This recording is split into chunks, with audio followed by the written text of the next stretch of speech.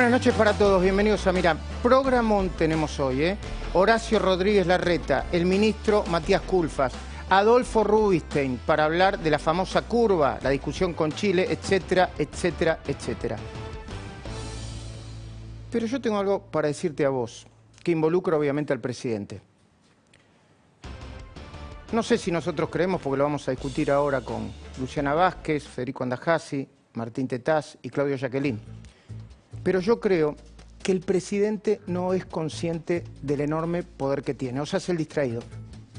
Y esto tiene que ver con lo que le pasó a Johnny Viale. Y no es un detalle, no es una anécdota, es grave, muy grave.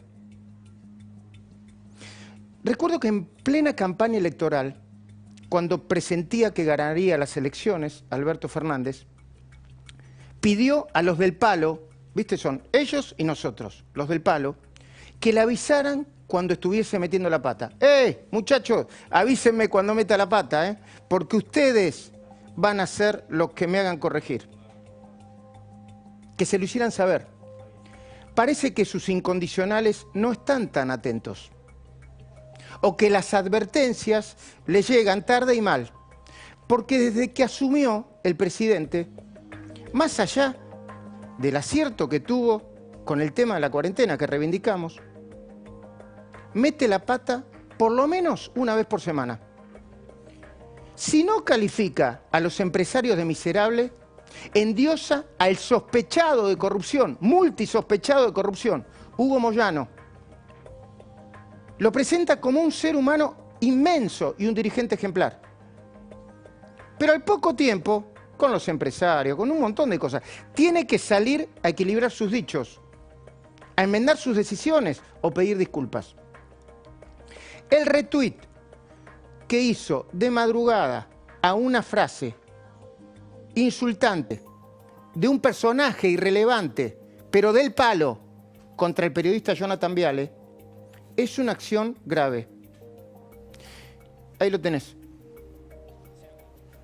Y no porque sea contra un periodista. Es grave porque el presidente no debería retuitear los insultos personales de nadie. Contra un periodista y contra nadie. Insultos a su condición física o a lo que ellos creen que es su condición física. Las explicaciones que dio el presidente tampoco parecieran satisfactorias. O en todo caso parecen insuficientes. Si fue, como sostiene, un error involuntario. Federico, anota eso, error involuntario. Error involuntario. Bueno. Debería explicar en qué consistió la falla si se cometió un error involuntario. Porque no se entiende. Y su posterior aclaración, dejando sentado que comparte la crítica que le hizo el personaje irrelevante a Viale, parece más desatinada. Y en todo caso, destinada a su propia tropa, más destinada a su propia tropa, que al intento de reparar un supuesto error involuntario. Como sea, Alberto Fernández piensa sobre los periodistas críticos lo mismo que pensaba Néstor Kirchner. Yo lo sé porque vivimos durante todos estos años esas experiencias. Kirchner pensaba, y yo creo que Alberto también piensa, que los periodistas somos actores políticos, que hacemos política, pero enmascarados, dicen ellos, detrás del traje de periodistas independientes. Kirchner lo explicaba así. Claudio Jacquelín seguro se debe acordar. Decía Kirchner, los periodistas te pegan una trompada sin avisar. Y cuando le querés devolver la trompada, se ponen los anteojos para evitar el golpe. ¿Viste? Como la gente que se pone anteojos. Tengo anteojos, no me pegues. ¿No? La pelea callejera. Se ríe Martín Tetaz. Decía Kirchner que los periodistas nos ponemos los anteojos de periodistas para evitar el golpe o victimizarnos. Por eso, igual que Néstor, cuando empezó a gobernar, Alberto Fernández en algún momento reivindicó, y yo creo que todavía reivindica, frente a muchos periodistas, con los que tenía o tiene un trato frecuente, su derecho a llamarlos por teléfonos y a criticar sus notas y sus opiniones. Cosa que no está mal. Me parece, no está mal. Me parece, Claudio, no está mal, ¿no? No, a mí me parece que el presidente tiene derecho, si lo hace respetuosamente, a hacer saber cuál es su opinión, me parece que sí. Claro. El tema es cómo lo hace y dónde juega ese rol. Ahora vamos a hablar eso, porque para mí es lo más importante. Entiendo cuál es la mirada de Alberto Fernández.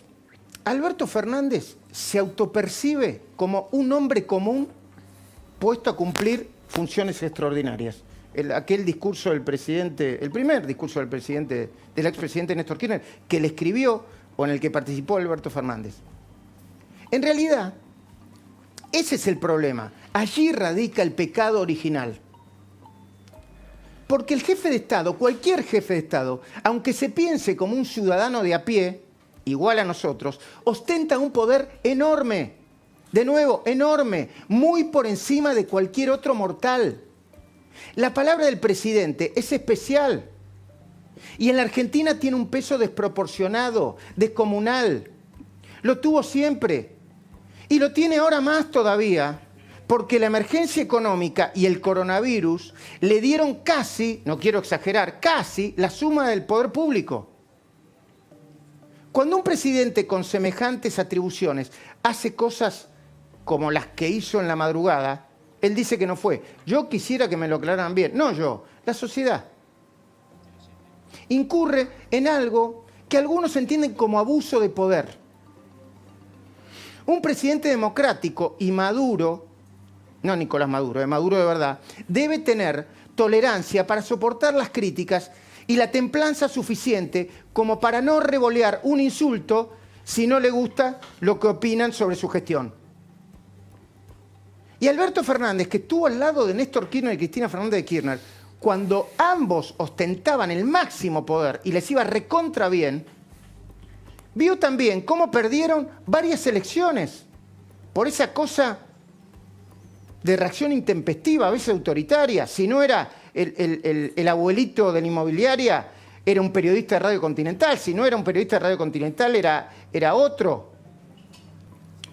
Alberto debería ser el primero en entenderlo.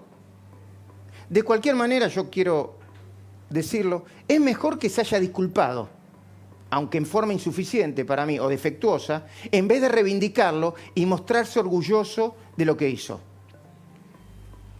El presidente tiene algunas cosas malas y otras buenas. Una de las mejores cosas que tiene el presidente, entre comillas, calentón, es que al rato le bajan las pulsaciones. Se llama a la reflexión e intenta dar vuelta a la página. Ahora que las encuestas le sonríen, es probable que la anécdota del insulto replicado se termine perdiendo entre las estadísticas del contagio de coronavirus, que vamos a hablar ahora con Rubinstein, y con Horacio Rodríguez Larreta, que ya debe estar por ahí.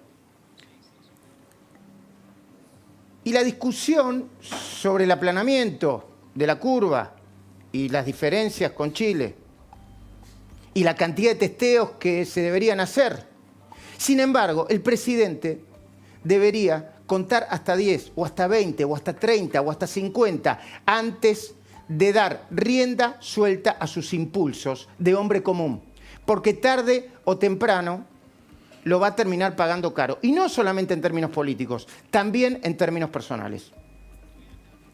Federico Andajasi. A ver, Luis, varias cosas de las que dijiste. Primero vamos a poner en contexto y la experiencia que tenemos nosotros, los que estamos en los medios, con este personaje marginal, no vale la pena ni siquiera mencionarlo, que como no tiene, digamos, ningún canal para expresarse, lo hace de manera muy agresiva a través de Twitter. Yo te cuento, a mí personalmente, este personaje me invitó a pelear. Me citó para pelear ¿sí? en una esquina. Yo quería ver hasta dónde llegaba, ¿no? ¿Y fuiste a la esquina? No, me dio mucha fiaca, pero me hubiera gustado ver si estaba. Estamos hablando de gente muy marginal. Pero cuidado, porque este tipo, que de verdad no me acuerdo cómo se llama, ni sé quién es el hermano de alguien, no tengo más datos que ese. Es un personaje muy menor, pero cuidado, porque replica formas que vienen de más arriba. Vos acordate que Alberto Fernández le pegó, noqueó a un tipo, un jubilado, un viejo, que lo increpó en la cara. Lo noqueó, sí. Lo vimos tirado en el suelo. Después no lo asistió. Ahora, cuidado, porque esa persona que noqueaba en los restaurantes a gente que le increpaba, hoy tiene, como vos decís, la suma del poder. Pero ¿sabes qué? Además, tiene la suma del poder en condiciones muy frágiles. Porque me parece que él cree en este espejismo. Cree en estas encuestas que le dicen que está en su mejor momento, que tiene una relación romántica, sin romance con la realidad. Y de verdad que él no puede ignorar que es el presidente más frágil desde el 84 a la fecha, es el presidente más frágil.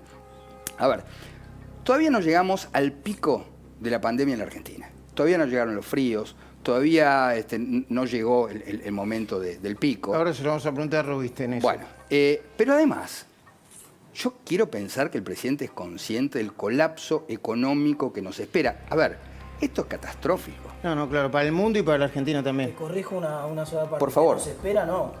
Que ya estamos viviendo. Claro, hoy se conocieron los datos de caída de los despachos de cemento, por ejemplo, 46%. 46%. Ayer se conocieron los datos de actividad pyme, de comercios pyme, ventas minoristas, 48% de caída.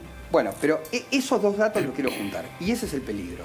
Cuando vos tenés una crisis económica tremenda y tenés la suma del poder, el peligro totalitario es altísimo. Y a mí lo que me asusta en este momento es eso, la debilidad con la aparente fortaleza. Ahora lo seguimos analizando. Ya está Horacio Rodríguez Larreta. Una primera mirada breve de Claudio y después la seguimos sobre esto, Claudio.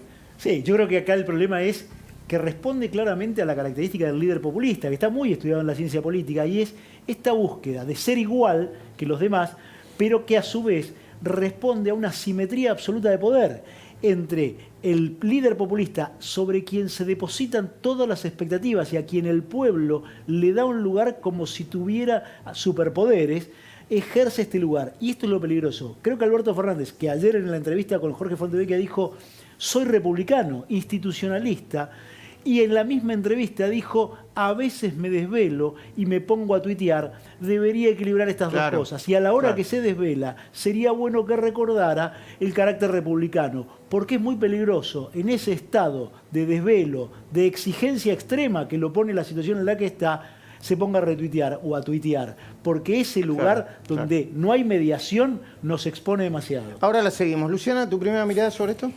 Mira, los políticos son inescrutables y me parece que el presidente Alberto Fernández lo es más particularmente en ese sentido porque tiene una larga carrera política y su talento es precisamente la capacidad de adaptarse a circunstancias muy adversas y muy distintas en su adversidad. Pudo haber sido kirchnerista fervoroso y después una voltereta simbólica lo puede convertir en el gran crítico de Cristina Fernández de Kirchner y después otra lo vuelve a acercar, de manera que ese presidente que se toma respiros y recreos a la noche parece ser un hombre común y corriente que a corta distancia... Pero no lo es. Pero no lo es, ¿no? No lo es. Muy bien, no lo es. Ya está Horacio Rodríguez Larreta. Una breve pregunta